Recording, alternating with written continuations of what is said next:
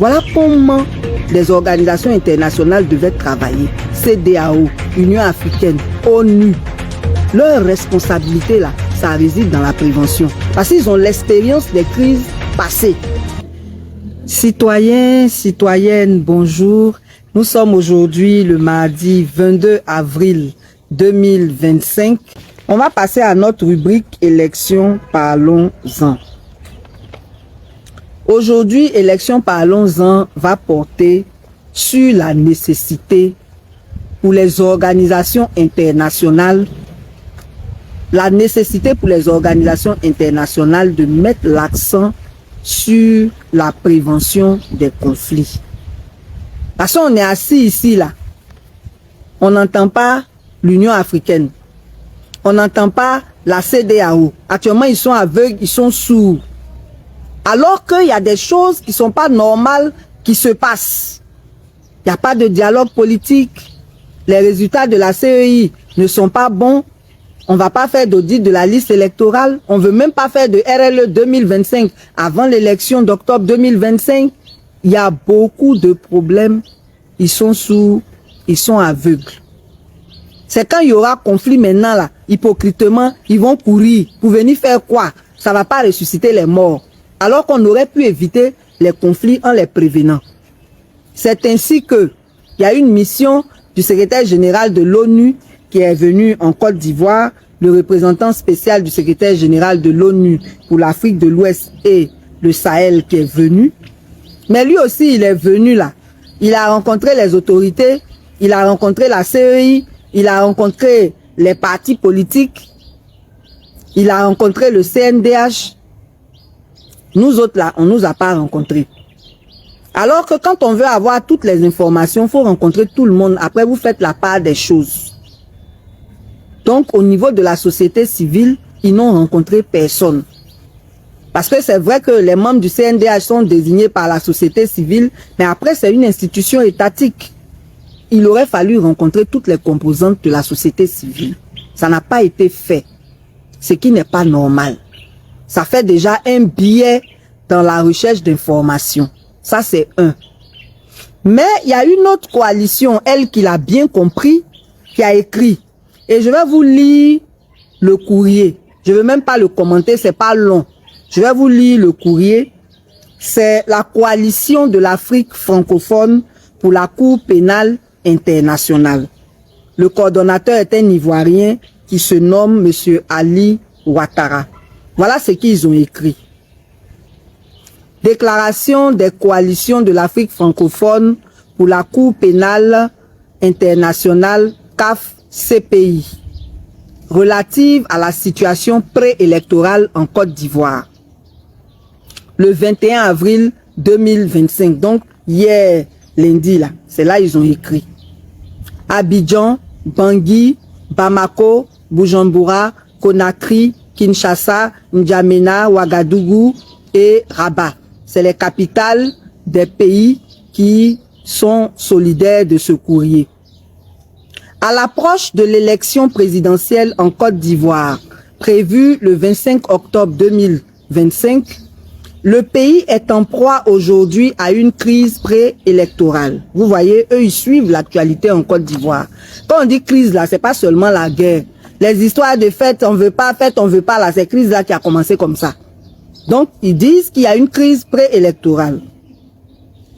Cette situation est consécutive à la non-inscription de messieurs Laurent Gbagbo, PPACI, Charles Blé Goudé, COGEP et Guillaume Soro, GPS, sur la liste électorale pour des raisons de condamnation judiciaire à l'annonce par les principaux partis d'opposition, PPACI, PDCI et FPI, de la suspension de leur participation aux travaux de la Commission électorale indépendante, CEI, et au débat sur la nationalité du président du PDCI, M. Tidjane Thiam. Aujourd'hui, à environ 6 mois de l'élection présidentielle, la tension continue de monter avec des appels au meurtre, des discours de la haine ivoiritaire, xénophobes, des violences verbales, etc. Les Ivoiriens ont peur, ce qui est vrai, et ne souhaitent pas revivre la crise post-électorale de 2010 qui avait fait plus de 3000 morts. Face donc à cette situation qui peut engendrer des crimes graves et eu égard au fait que la Côte d'Ivoire est toujours sous enquête de la CPI, les coalitions de l'Afrique francophone pour la Cour pénale internationale CAF-CPI demandent à monsieur le procureur de la CPI d'envoyer un signal fort aux acteurs politiques ivoiriens afin de les dissuader à la commission de crimes. Par ailleurs, les CAF-CPI exhortent le procureur à publier les résultats de l'enquête Côte d'Ivoire 2. Ces messages pourraient éviter un remake de 2010. Ne dit-on pas qu'il vaut mieux prévenir que guérir? La CPI doit donc jouer son rôle de prévention. Voilà, pour la coalition de l'Afrique francophone, pour la CPI, le coordonnateur. Je vous donne aussi ici une idée de tous ceux qui ont signé, c'est important. Donc je vous ai dit que le coordonnateur s'appelle Ali Ouattara. Voilà les organisations qui ont signé. Une coalition burundaise pour la CPI, 2 coalitions centrafricaines pour la CPI, 3 coalitions guinéennes, 4 coalitions ivoiriennes, 5 coalitions maliennes, 6 coalitions marocaines, 8 associations, non pas 8, il y a une association qui s'appelle Nutukior pour la paix du Burkina, CAD de RDC et l'ONG Berco de RDC. C'est tous ceux-là qui ont signé ça. Et vous avez vu le contenu que je viens de lire. Ça dit mieux vaut prévenir que guérir. Et il demande à la CPI de jouer son rôle de prévention. Faut pas attendre qu'il y ait des conflits. Donc déjà l'affaire qu'ils avaient en charge pour la Côte d'Ivoire, ils ont fini avec Côte d'Ivoire 1, qui s'est soldé par l'acquittement du président Laurent Gbagbo et du ministre Charles Blé Goutté. Maintenant il y a Côte d'Ivoire 2 pour l'autre partie, où on n'a pas encore les résultats.